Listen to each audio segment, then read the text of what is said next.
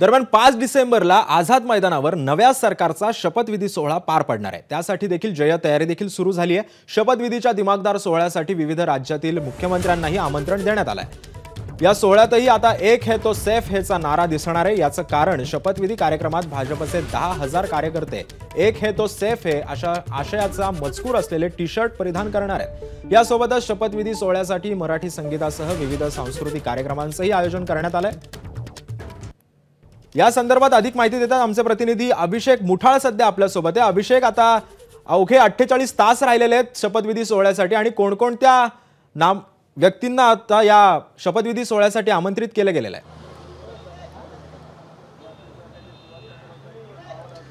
नक्कीच या संदर्भात जर का पाहायचं तर साधारणपणे 2000 VVIP आपल्याला या संपूर्ण कार्यक्रमामध्ये पाहायला मिळणार आहे।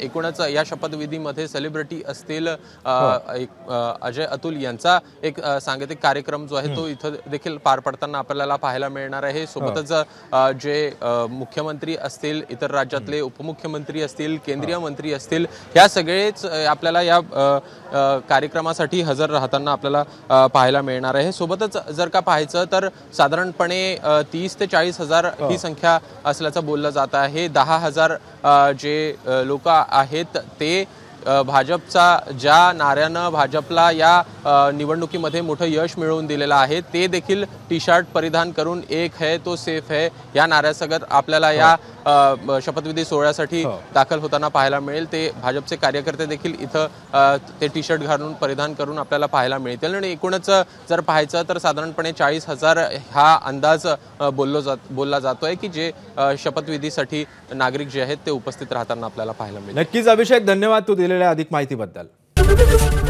एबीपी माझा, उघडा डोळे बघा नीट।